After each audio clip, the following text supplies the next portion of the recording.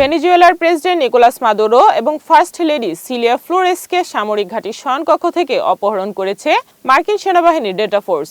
এ সময় মাদুরো দম্পতি কারাকাসের উচ্চ নিরাপত্তাযুক্ত ফোর্ট টিউনা সামরিক কম্পাউন্ডে ঘুমিয়েছিলেন বলে জানা গেছে। ভেনেজুয়েলার ভারপ্রাপ্ত প্রেসিডেন্ট হিসেবে ভাইস প্রেসিডেন্ট ডেলসি রদ্রিগেজকে নিয়োগ দিয়েছেন দেশটির সুপ্রিম কোর্ট। দায়িত্ব নেয়ার আগে তিনি বলেন, এখানে কেবল একজনই প্রেসিডেন্ট আছেন, তিনি হলেন নিকোলাস মাদুরো। উত্তর কোরিয়া রোববার তার পূর্ব উপকূল থেকে একাধিক ব্যালিস্টিক ক্ষেপণাস্ত্র পরীক্ষা চালিয়েছে।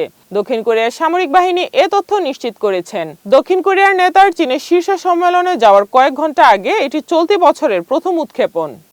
ভেনেজুয়েলায় সামরিক অভিযান চালিয়ে দেশটির প্রেসিডেন্ট নিকোলাস মাদুরো ও তার স্ত্রী সিলিয়া ফ্লোরেসকে আটক করে যুক্তরাষ্ট্রে নিয়ে আসা হয়েছে। এই ঘটনায় যুক্তরাষ্ট্র একটি বিপজ্জনক নজির স্থাপন করেছে বলে মনে করেন জাতিসংঘের মহাসচিব আন্তোনিও গুতেরেস। ভেনেজুয়েলায় যুক্তরাষ্ট্রের সামরিক অভিযানের তীব্র নিন্দা জানিয়েছেন মালয়েশিয়ার প্রধানমন্ত্রী আনোয়ার ইব্রাহিম। এ ধরনের পদক্ষেপ আন্তর্জাতিক আইনের সুস্পষ্ট লঙ্ঘন এবং এটি একটি সার্বভৌম রাষ্ট্রের বিরুদ্ধে বেআইনি শক্তি প্রয়োগের শামিল বলে উল্লেখ করেন তিনি।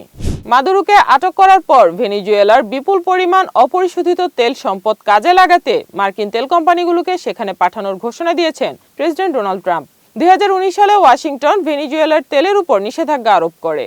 স্বাধীনতা দিবস উপলক্ষে বার্ষিক সাধারণ ক্ষমার অংশ হিসেবে 6000-এর বেশি বন্দীকে মুক্তি দেওয়ার ঘোষণা দিয়েছে মিয়ানমারের সামরিক জান্তা। স্বাধীনতা দিবস উপলক্ষে দেশটিতে প্রতি বছরই এই ধরনের সাধারণ ক্ষমা ঘোষণা করা হয়ে থাকে। ভেনেজুয়েলায় অভিযান চালিয়ে প্রেসিডেন্ট নিকোলাস মাদুরোকে অপহরণ করায় মার্কিন প্রেসিডেন্ট ডোনাল্ড ট্রাম্পকে শুভেচ্ছা জানিয়েছেন ইসরায়েলের প্রধানমন্ত্রী বেনিয়ামিন নেতানিয়াহু। এক ফেসবুক পোস্টে তিনি এই শুভেচ্ছা জানান।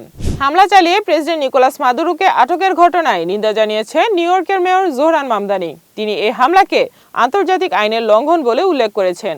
নতুন বছরের প্রথম দিন নিউ ইয়র্কের মেয়র হিসেবে শপথ নিয়েছেন জোহরান মামদানি। ভেনেজুয়েলার জনগণের জন্য বিনামূল্যে ইন্টারনেট সেবার ঘোষণা দিয়েছেন স্পেস এক্সের মালিক ইলন মাস্ক। এটি একটি নির্দিষ্ট সময়ের জন্য কার্যকর হবে বলে জানানো হয়েছে। ইলন মাস্ক এমন সময় এই ঘোষণা দিলেন যখন ভেনেজুয়েলার প্রেসিডেন্টকে আটক করে যুক্তরাষ্ট্রে নেওয়া হয়েছে।